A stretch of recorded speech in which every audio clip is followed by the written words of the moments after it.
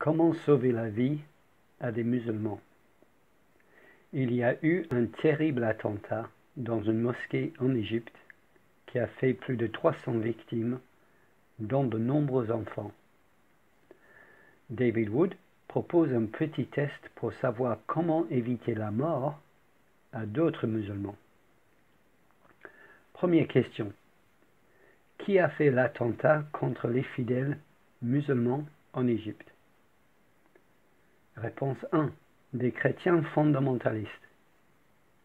Réponse 2. Des athées militants. Réponse 3. Des témoins de Jéhovah.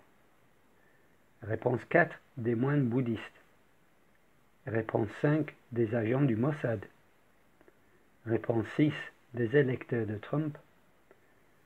Réponse 7. D'autres musulmans. Même si l'attentat n'a pas été revendiqué pour l'instant, nous pouvons être quasiment sûrs qu'elle a été perpétrée par d'autres musulmans. Deuxième question. Les musulmans qui ont tué d'autres musulmans au nom d'Allah ont été motivés par réponse 1, les croisés.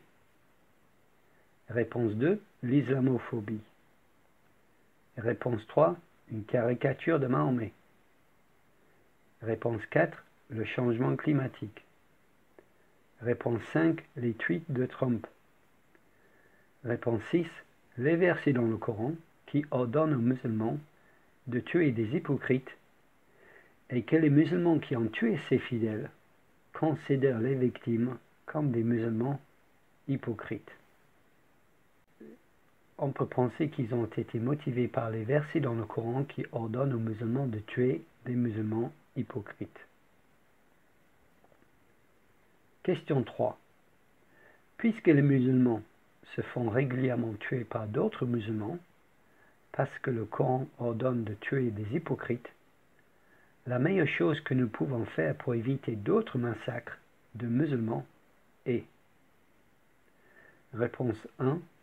Faire semblant d'être une spécialiste de l'islam et prétendre que les musulmans qui tuent d'autres musulmans ne sont pas de vrais musulmans. Réponse 2. Parler de l'islamophobie, du FN, de la Palestine et de la provocation américaine. Réponse 3. Montrer aux musulmans qu'ils ont tort d'obéir à ce que dit le Coran, parce que le Coran n'est pas la parole de Dieu. Et la bonne réponse, et la seule réponse logique est de montrer aux musulmans qu'ils ont tort d'obéir à ce que dit le Coran, parce que le Coran n'est pas la parole de Dieu. Ceux qui aiment les musulmans et qui veulent empêcher d'autres tueries de ce genre s'appliqueront à employer la méthode la plus logique. Et la méthode la plus logique, c'est de montrer aux musulmans que le Coran n'est pas la parole de Dieu et qu'il ne faut pas donc lui obéir.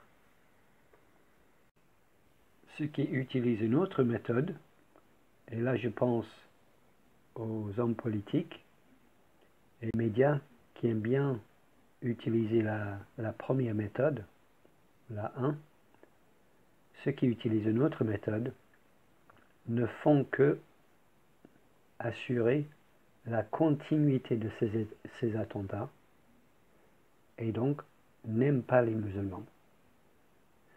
Ceux qui n'utilisent pas la troisième méthode n'aiment pas les musulmans. Ceux qui aiment les musulmans essaient de montrer aux musulmans qu'ils ont tort d'obéir à ce que dit le Coran parce que le Coran n'est pas la parole de Dieu. Et quand les musulmans vont comprendre qu'il ne faut pas qu'ils obéissent au Coran, ces attentats contre les musulmans cesseront.